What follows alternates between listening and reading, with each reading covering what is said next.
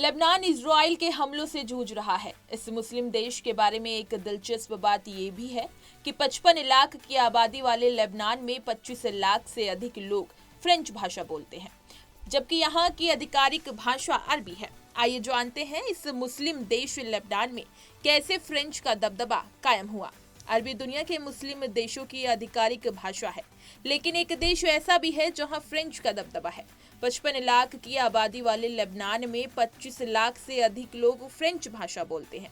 दिलचस्प बात यह है कि लेबनान की आबादी में 68% मुस्लिम है, और सवाल ये भी है कि यहाँ अरबी के बीच कैसे फ्रेंच का दबदबा बढ़ा।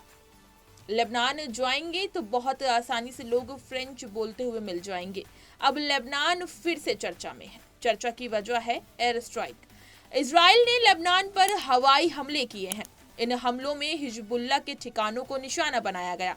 1600 हमलों में 492 लोगों की मौत हुई, इमारतें तहस नहस हो गई। इसी बहाने आइए जानते हैं कि आखिर मुस्लिम देश लेबनान में कैसे फ्रेंच का दबदबा कायम हुआ। यूरोपीय भाषा फ्रेंच कैसे लेबनान का हिस्सा बनी, इसे समझने के लिए इतिहास के पन्नों को पलटना होगा। लेबनान की आज़ादी से पहले यहाँ फ्रांस का कब्जा रहा है। फ्रांस के शासन के दौर में यहाँ उनकी कॉलोनियां बनी, वहाँ के लोगों की संख्या बढ़ी, उनकी भाषा और कल्चर फला फूला।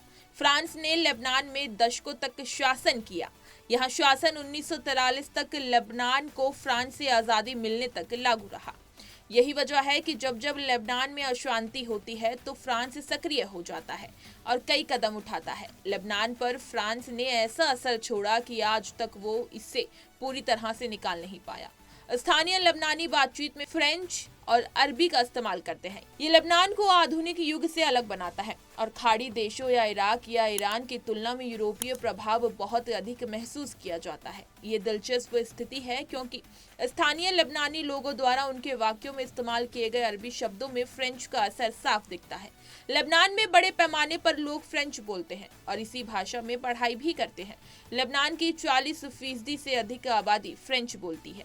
लेबनान के 70% स्कूलों में फ्रेंच दूसरी भाषा है। आमतौर पर माना जाता है कि इस मुस्लिम देश में सिर्फ शिया और सुन्नी मुसलमान रहते हैं, लेकिन ऐसा नहीं है। ये एक बड़ी आबादी ईसाइयों की है।